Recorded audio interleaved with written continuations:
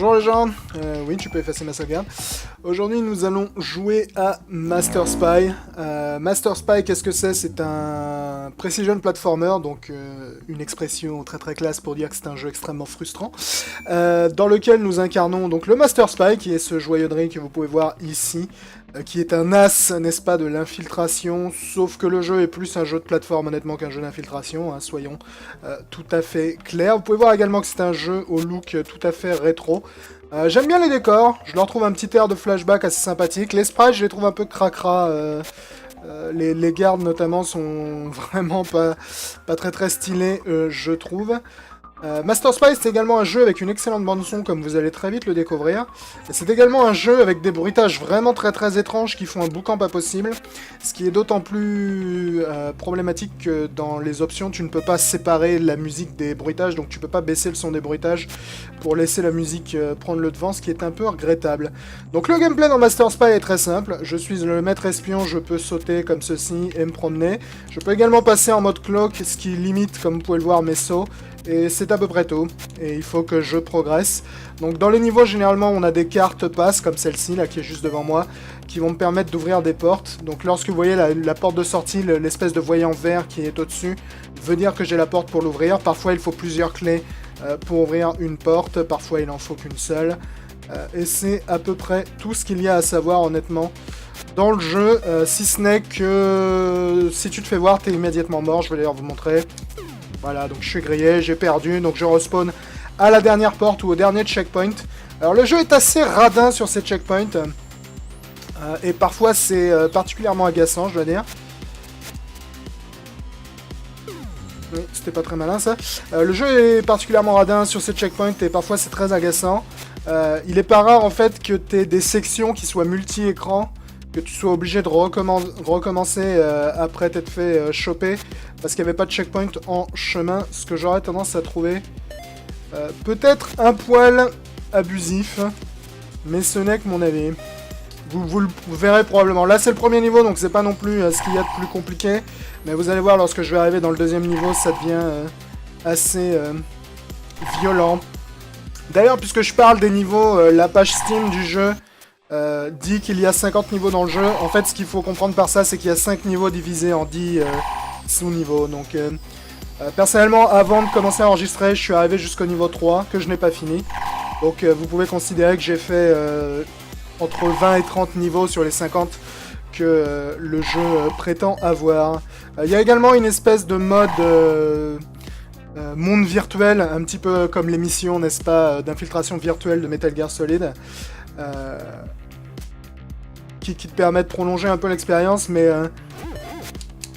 n'allez pas croire que le jeu est aussi long que l'on peut le penser en lisant la page Steam, parce que quand j'ai fini les deux premiers niveaux, parce que les niveaux prennent un certain temps, surtout que c'est vraiment très très dur, très très vite, les niveaux prennent un certain temps, et quand j'ai vu sur la page Steam qu'il y avait 50 niveaux, j'ai fait ouais, c'est un peu bizarre, et je suis allé dans le sélecteur de niveaux, il s'avère en fait qu'il y en a 5 des niveaux.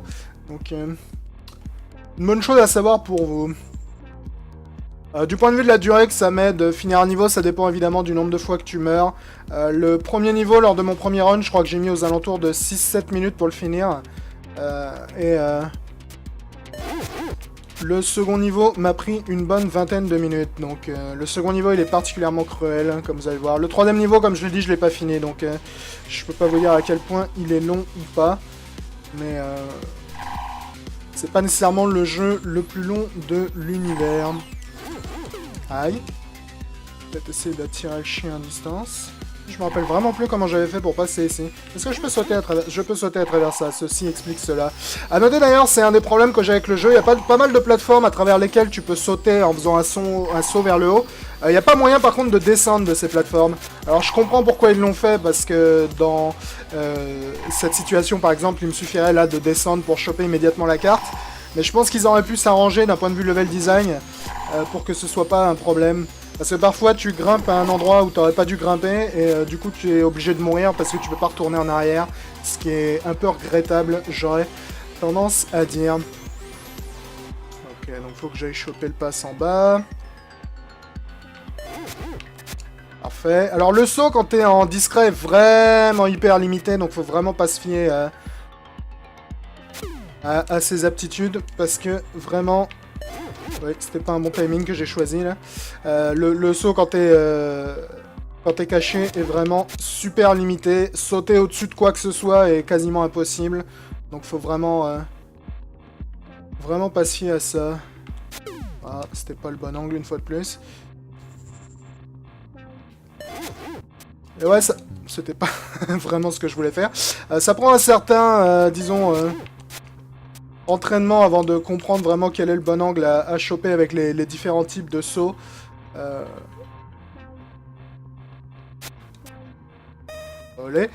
Cela dit, c'est vraiment assez rapide à piger tout ça parce que c'est tout ce que tu peux faire. Tu peux sauter, tu peux avancer, t'avances évidemment plus vite lorsque t'es visible que lorsque t'es discret. Et tu peux... Mais j'ai pas sorti le camouflage assez vite là-dessus. Parfait. Donc ouais, comme je disais, tu peux sauter, tu peux avancer, tu peux te cacher. Et y a rien d'autre, disons, dans ton arsenal. Du moins, sur les 3 niveaux que j'ai vus, il y a rien d'autre dans ton arsenal. Et vu que les 3 niveaux représentent la moitié du jeu, je pense pas qu'il y ait grand chose d'autre dans ton arsenal sur le long terme. Je peux me tromper, évidemment. Je me suis fait griller par Billy à gauche.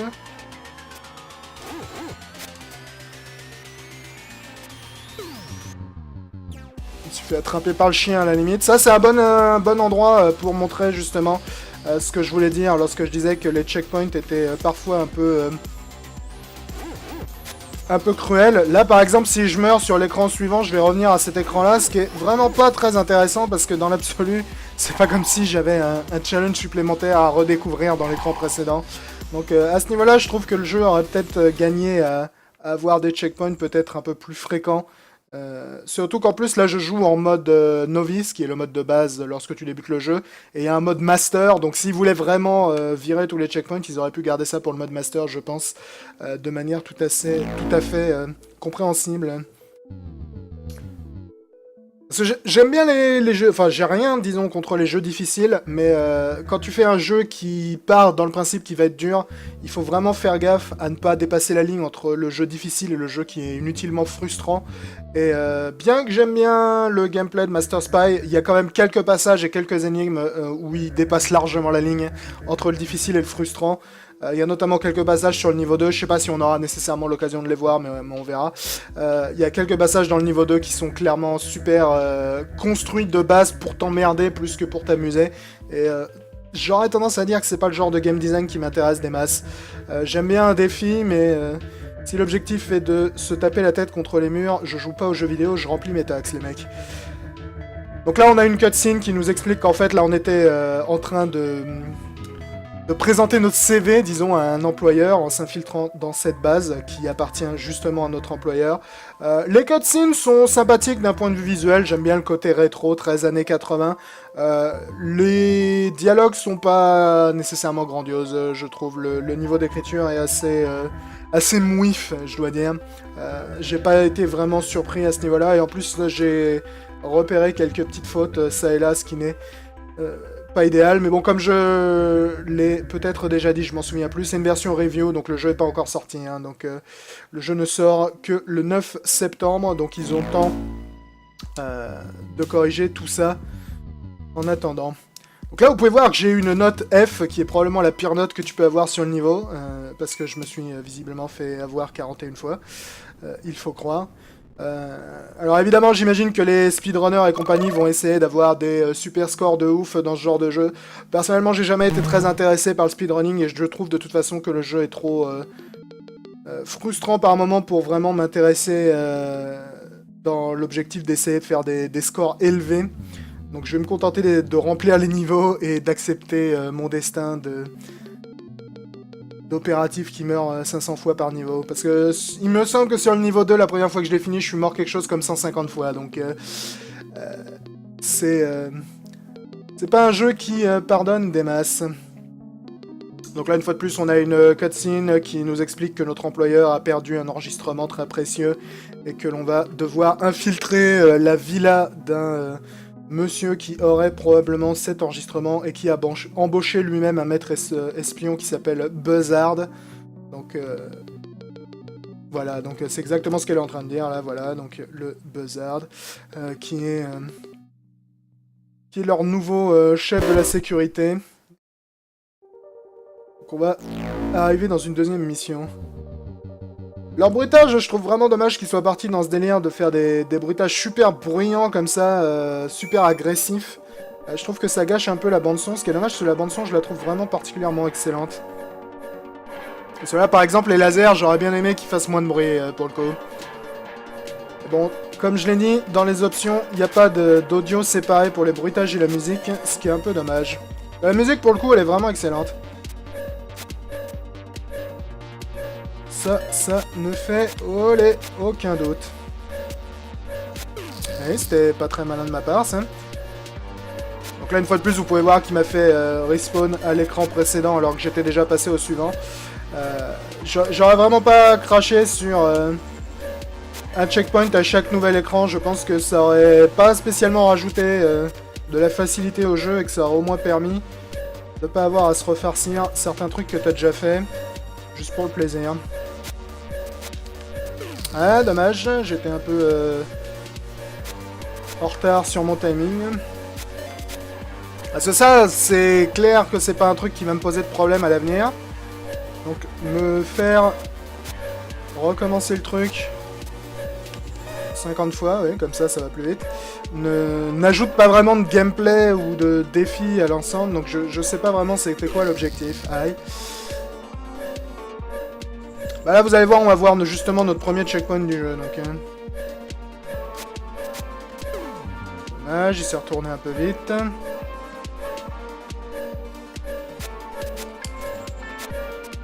Olé. Malheureusement, le saut camouflé a pas exactement la possibilité de faire des sauts en longueur très importants.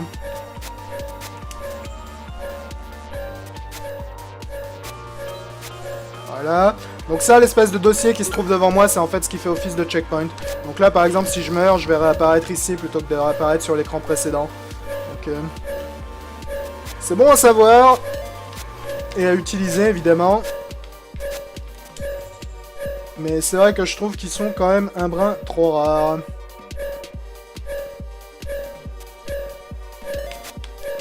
Ouais, faire 2 sauts d'affilée quand t'es camouflé, c'est vraiment pas idéal. Ouch.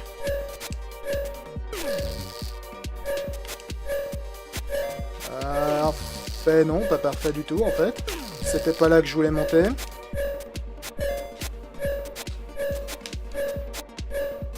Et on a chopé la première carte. Donc là, vous pouvez voir au-dessus de la porte, il y a un indice vert parce que j'ai chopé une des cartes et il y a un indice rouge parce que j'ai pas chopé la deuxième carte.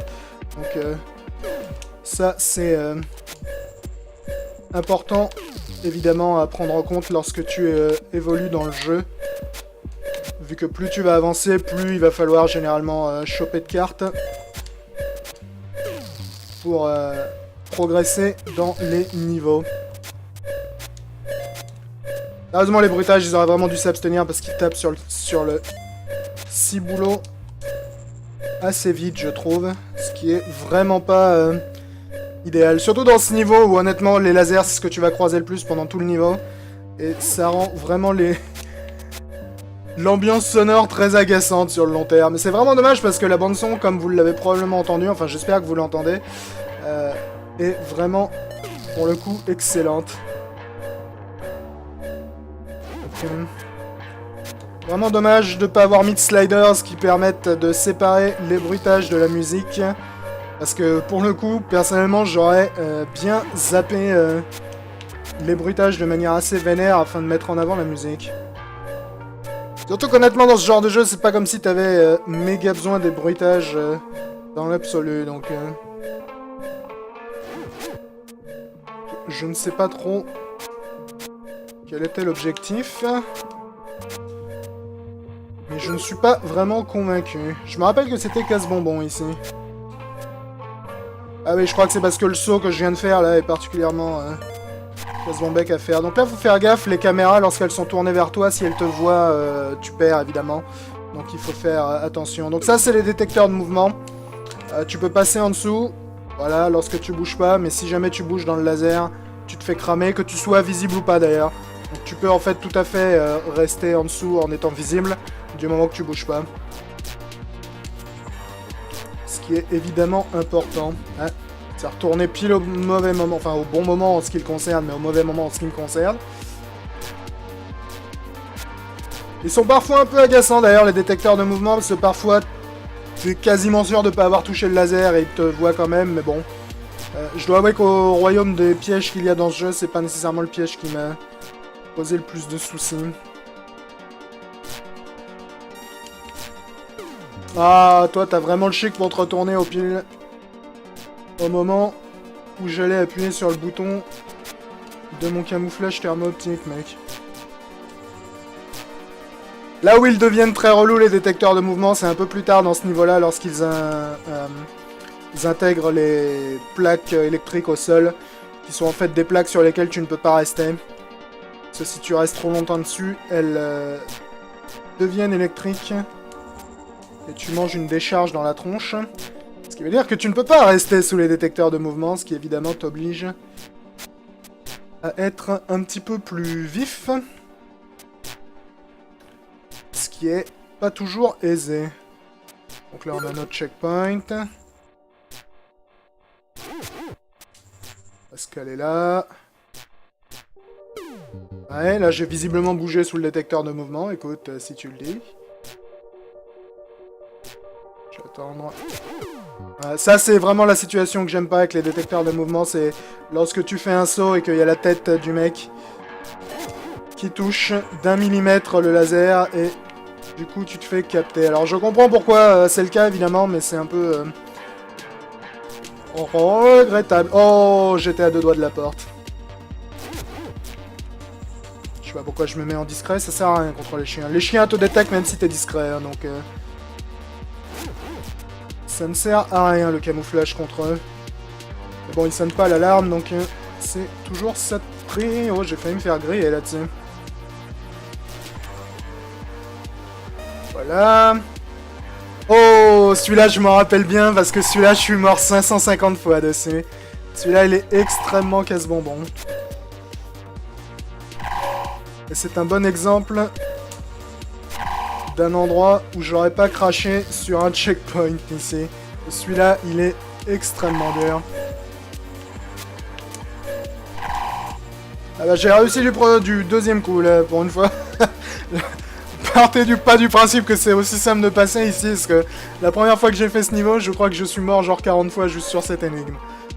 Le timing est vraiment particulier à prendre, parce que je sais pas si vous avez capté, mais dans les couloirs, il y a des caméras, ce qui rend la chose tout à fait drôle.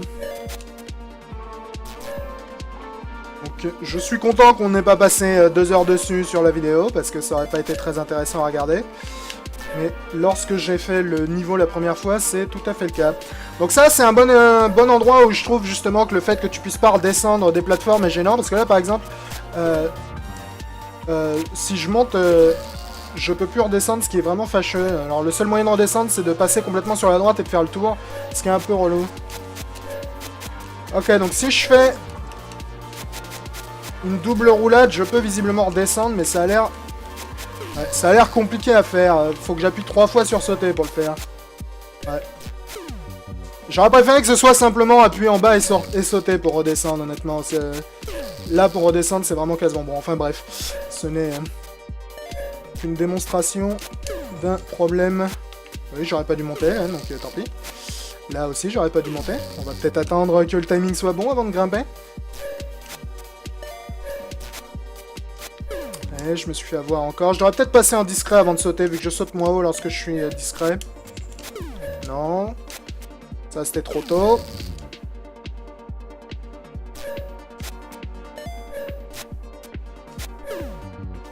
Une fois de plus. Une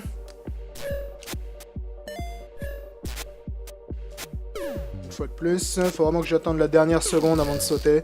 Donc ça, c'est typiquement l'exemple d'énigme qui est pas nécessairement difficile, qui est juste casse-bombec, honnêtement. J'aurais vraiment préféré qu'ils s'abstiennent ce genre d'énigme. Et le jeu est vraiment assez riche sur ces énigmes qui sont plus frustrantes que difficiles et qui, honnêtement,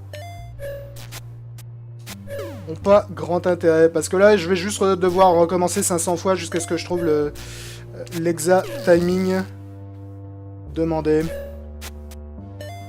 Alors après, s'il était plus facile de descendre de ces putains de plateformes... Je vais essayer toutes les combinaisons de touches possibles et imaginables pour descendre de ces plateformes plus vite, mais... Ouais, je pige pas c'est quoi la manipulation, honnêtement. Parce que je peux faire, voilà, un double jump comme ça, mais il faut vraiment que je sois à l'étage du dessous et je peux pas redescendre lorsque je suis dessus. Je peux simplement redescendre si je monte et que je redescends instantanément, donc... je vois pas vraiment l'intérêt. Enfin bref, je suis pas très fan de ce choix de maniabilité, disons.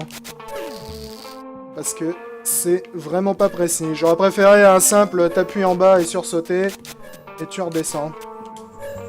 Ça aurait été beaucoup plus valable, mais ta vie. Je sais même pas pourquoi je me mets en discret, là j'ai pas besoin d'être discret, mais c'est pas grave. Donc attention à ne pas mourir ici, parce que il n'y a pas de checkpoint pour l'instant, faut que j'attrape le dossier avant d'avoir un checkpoint. Voilà. Donc là, par exemple, si j'étais mort sur le détecteur de mouvement, il fallait que je me refarcisse la salle d'avance, que je trouve complètement inutile. Je trouve que ça rajoute rien, honnêtement, d'utiliser des checkpoints comme ça. Simplement, laisser des checkpoints, t'as fini un écran, tu passes à l'écran suivant, aurait été tout à fait suffisant, je pense. Mais bon, ce n'est que mon avis. Ça, c'était pas très malin. Il fallait me faire avoir par le détecteur de mouvement, hein.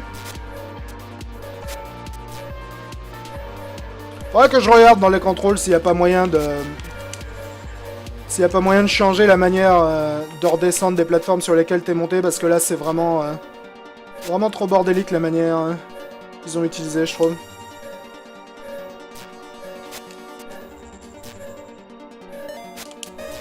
Parfait. Ah, eux je les ai... Enfin eux... Ces mécanismes-là, je les hais d'une puissance absolue. Donc en gros, ces trucs-là, si tu restes trop longtemps et que la jauge rouge se remplit, ça devient électrique et tu te fais attraper. Et l'autre subtilité, c'est que tu peux pas tomber dessus. Donc si tu tombes dessus, tu te fais choper instantanément. Donc par exemple, là, évidemment, la logique serait... Ah bah la carte, elle est sur le côté, donc je vais aller la prendre comme ça. Mais vu que tu tombes sur le capteur, tu ne peux pas te le permettre. Donc tu es obligé de passer comme ceci. Et évidemment, plus tu avances lentement sur le capteur, plus tu as de chance de te faire capter. Donc... ça va pas t'arranger, disons, de te trimballer en mode discret sur ces mécanismes. Je me suis fait avoir par le type qui était à gauche. C'est pas très malin de passer immédiatement en discret, là. Ça, c'était pas très malin non plus. Donc ouais, ces capteurs-là, ils vont vraiment devenir casse-bonbec au fur et à mesure que tu vas avancer. Je me suis encore fait avoir par le type qui était à gauche. Ils vont vraiment être casse-bonbec, principalement lorsqu'ils vont être combinés. Et c'était vraiment pas le bon timing. Principalement lorsqu'ils vont être combinés avec les détecteurs de mouvement, ça va être un vrai calvaire. Ok, ça c'est le bon timing. Parfait, on est remonté. Désormais, il ne reste plus qu'à redescendre. Oh, c'est tendu, c'est tendu, c'est tendu, c'est tendu, c'est tendu, c'est passé. Ok, donc là on a droit à un checkpoint. Donc ici, si je me souviens bien, j'étais passé par la gauche parce que c'était plus simple que de passer par la droite. Parfait, donc là il faut que je fasse gaffe parce que vous pouvez remarquer qu'il y a des plateformes, électriques en bas, mais également sur les petits blocs qui sont à mi-chemin, donc c'était un bon moyen de se flinguer tout seul, ça. Rater le dernier saut. Parfait. Et là, par exemple, il te file un checkpoint alors que cette énigme-là, elle était juste super aisée. Donc, vraiment, leur placement de checkpoint, je me pose des questions quand même dessus. Ah, je me suis fait avoir par la caméra, je l'avais pas remarqué. Donc, les caméras peuvent pas te voir quand t'es discret. Hein, donc là, j'ai intérêt à tracer. Allez. Parce que je ne peux évidemment pas... Ah, genre le détecteur de mouvement, j'ai bougé là. Je ne peux pas, évidemment, rester sur les plaques électriques. Je vais pas avoir le bon timing là, mais on va le tenter quand même. Mais c'était sûr, avoir raté le premier saut était pas une bonne stratégie. On va attendre gentiment. Et on va tracer, et on revient, et on est hop, discret en dessous, parfait. Donc attention, il y a encore des putains de plaques en dessous. Et je suis tombé droit dessus. Voilà. Donc, comme vous pouvez le voir, c'est un jeu dans lequel faut pas avoir peur de recommencer 150 fois à la moindre micro-erreur. Personnellement, je trouve le concept du jeu vraiment cool et ça c'est typiquement le placement d'un truc qui est placé là pour faire chier le joueur plus que réellement le mettre au défi. Ça c'est vraiment pas le genre de level design que je trouve très intelligent honnêtement. Le jeu je le trouve sympa mais il y a vraiment quelques passages dans lesquels les level designers se sont un peu trop amusés à créer des niveaux casse-couilles plus que des niveaux fun. Et contrairement à ce que vous avez l'air de croire, messieurs les développeurs de jeux vidéo, les niveaux casse-couilles, c'est fun pour personne. Ouais, je peux pas sauter là, donc il va falloir que je fasse attention. Il y a un plafond au-dessus, donc si je saute, je vais me manger la tête dedans.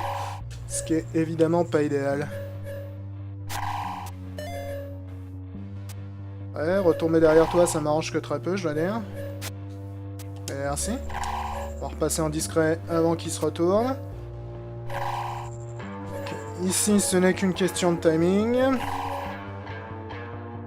Je pense que j'ai plus de temps lorsque le laser est à gauche. Parfait. Donc là, on a eu un checkpoint. Lorsqu'il y a un petit gloom derrière la globe, ça veut dire qu'on a un checkpoint. Il me semble me rappeler qu'elle était dure, celle-là.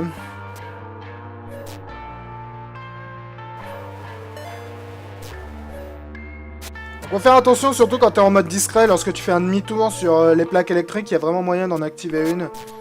Parce que le temps que tu fasses demi-tour peut parfois durer assez longtemps pour charger la plaque jusqu'au bout, ce qui est évidemment pas idéal. Donc là on pourrait se dire, c'est facile, il suffit de monter sur le rebord, ouais, sauf que si je monte sur le rebord, j'active automatiquement la plaque électrique vu que je monte avec un saut, ce qui est évidemment pas ce qu'il faut faire. Donc attention à ça. Celle-là, je m'en rappelle comme étant particulièrement casse-mon-bec également. Là, on va finir par peut-être arriver jusqu'au bout du deuxième niveau. Bon, comme je vous le dis, j'ai mis beaucoup plus de temps lors de mon premier run hein, sur ce niveau-là. Donc vous fiez peut-être pas à mon temps ici. La première fois, j'ai mis beaucoup plus longtemps. Ah, ça, c'est l'exemple parfait de l'endroit qui a été conçu pour te faire chier plus que pour être dur. Donc là, vous pouvez voir, il y a un groupe de lasers à travers lequel il va falloir que je tombe. Mais je peux pas attendre au bord, parce qu'au bord, il y a une putain de plaque électrique. Donc en gros, il faut que je me mette un petit peu plus loin pour éviter de me faire avoir. Ce qui est déjà assez frustrant. Oui, c'était vraiment pas le bon timing, ça. Ce qui est déjà assez frustrant. Mais en plus, vous allez voir, à l'atterrissage, il y a un chien qui m'attend, ce qui est absolument drôlatique, je dois dire. Voilà, donc il y a un chien qui t'attend, du coup tu te bouffes l'autre laser dans la gueule. Évidemment, il n'y a pas de checkpoint entre temps, donc si jamais tu te fais capter d'ici la fin du niveau, t'es foutu. Donc ça, c'est typiquement le genre de level design qui n'a pas été conçu pour être amusant, mais qui a été simplement conçu pour être frustrant. Et je dois dire que je vois pas trop l'intérêt. Ça, ce n'est que la première partie du problème. Voilà. Et là, si je m'étais fait toucher par un des lasers, je respawnais également au niveau précédent. Donc, vraiment, ce genre de level design, j'aime pas du tout, les mecs. Dur, oui. Frustrant, non. Bon, bah, on aura fini le deuxième niveau sur la vidéo. J'ai dû mettre beaucoup moins de temps que la première fois, dis donc. Cette fois-ci, cool.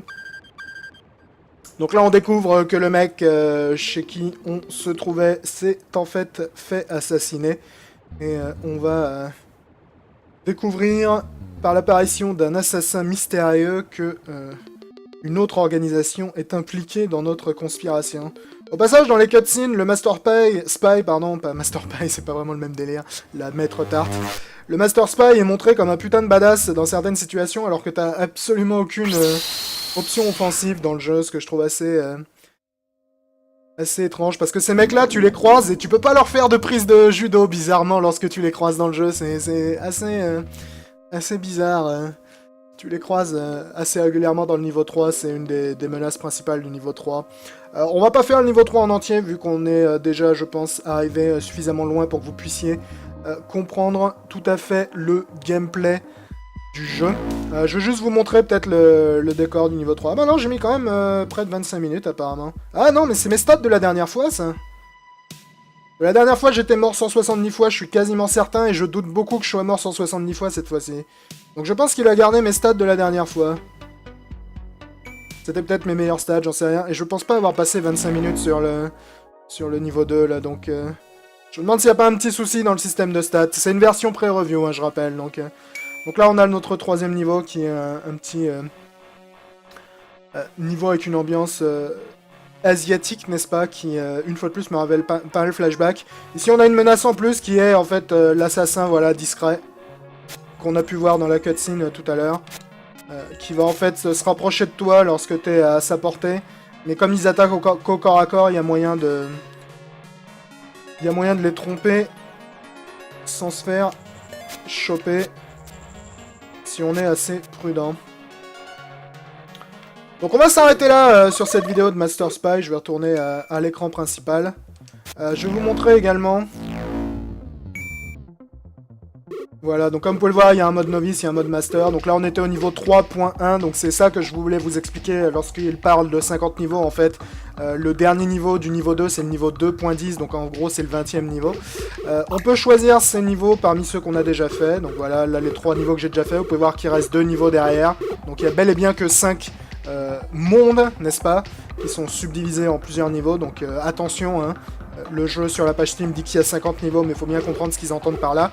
Et comme je vous l'ai dit, il y a le Cyberworld, qui est en fait une série de missions virtuelles comme ça. Donc éventuellement pour rallonger la durée de vie, si jamais vous avez fini tous les autres niveaux, vous pouvez faire ces niveaux-là qui ont un look un brin gerbatoire, je dois dire. Donc voilà pour un petit coup d'œil sur Master Spy. J'adore la bande-son. J'aime bien le concept, je regrette vraiment que certaines énigmes soient... Enfin, certaines embûches soient clairement conçues pour frustrer le joueur plus que pour le mettre au défi. Je regrette que la distribution des checkpoints soit pas plus intelligente. Et je pense également, si je me fie au premier niveau que j'ai fait, je pense également que le jeu doit pas être méga long. Mais dans l'absolu, c'est pas un jeu désagréable. J'aime bien les jeux difficiles dans ce style-là. J'avais beaucoup aimé Devil Pixel également. Mais je dirais que Master Spy par endroits m'a quand même pas mal frustré. Parce que les énigmes étaient conçues pour me frustrer et que le système de checkpoint est peut-être pas assez généreux. Je pense qu'ils auraient dû mettre plus de checkpoints dans le mode novice et éventuellement garder un défi beaucoup plus élevé pour le mode master, parce que là je me vois pas nécessairement finir le jeu parce que j'ai pas nécessairement très envie de me taper la tête contre le mur sur certaines des énigmes. Cela étant dit, ça reste un concept sympathique, un brin dommage qu'on n'ait pas plus d'options de gameplay avec notre personnage principal, puisque à part avancer, sauter et se cacher, on peut pas faire grand chose. Mais bon, c'est le concept du jeu. Et la bande son est vraiment cool, ça pour le coup, elle est vraiment excellente, et c'est dommage qu'on ne puisse pas dire au bruitage de fermer un peu leur bouche. Ça aurait été pas mal. J'aurais bien aimé également que le passage des plateformes d'où tu peux ou que tu ne peux pas redescendre soit plus intelligent dans son système de contrôle, parce que là je dois dire que c'est pas vraiment aisé de redescendre d'une plateforme sur laquelle tu es monté, ce qui est parfois un peu dommage.